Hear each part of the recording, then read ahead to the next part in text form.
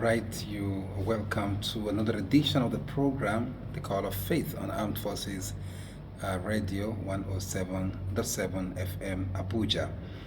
My name is Dr. Gidado Taufik Mekdad. I want to start today, as usual, by praising the Almighty, the Lord of goodness and perfection.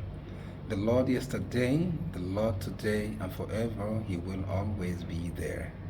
I bless your name, Allah. I glorify you. I exalt you over and above everything that you have made.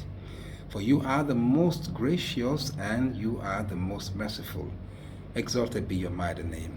Lord of the worlds, we glorify your mighty name. Respected listeners far and near, in the first segment of our discussion today, we shall be talking about some of the things in our society today that portrays human beings as, close to what we can call animals or even worse than animals. And that is because some human beings are soulless and mindless because of the deeds of their hands, because of what they do. And I'm going to share with you some examples. And the reason is so that we can understand that we need to behave as human beings, because God Almighty has made us all as humans before any other thing, before anything else. God has made us as humans, so we should treat ourselves as same.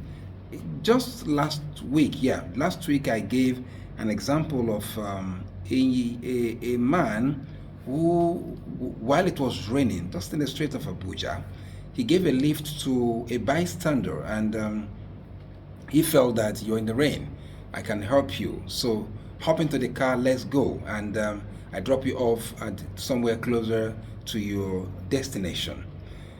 And he assisted him, right? I mean, is it a crime to assist someone? And now having done that, the owner of the car, while driving, received some calls and tried to return some calls and stuff like this. So the last one he did, just drop the phone, in the kind of a space between the two front seats, where usually you put water, bottled water and others. So he kept his phone there and he concentrated on the driving, while it was raining. So this man just watched him closely, and before you know it, he picked up the phone.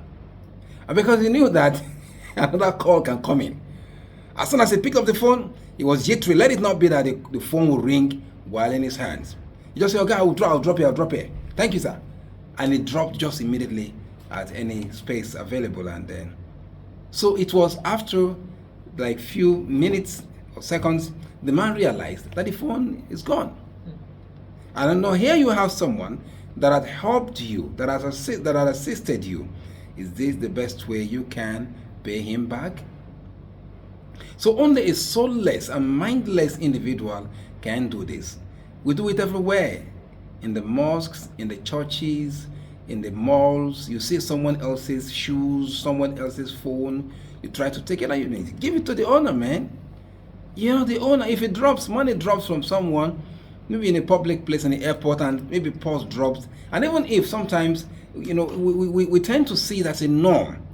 That when someone sees a property or money that belongs to someone else, that individual is the owner of the money. No, it's not. You are not the owner of the money.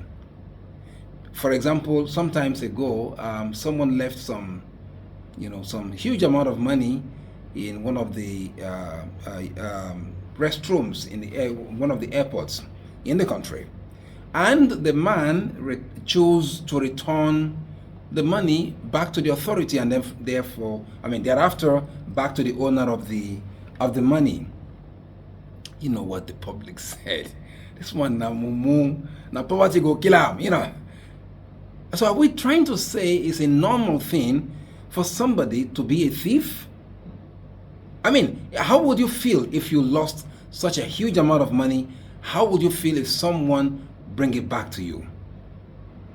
You feel nice, right?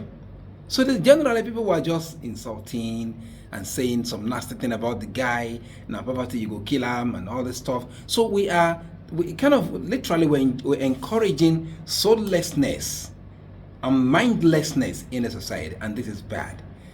God Almighty does not want us to take what does not belong to us, and this is sadly, it is getting to the level of even our children. Just recently, the JAMB released results for 2025 JAMB, and over 1.5 students could not make 200 marks. Over 1.5 students could not get up to 200. How much more of getting the cut-off marks? This is how bad it is. These are the children that you taught them to be smart in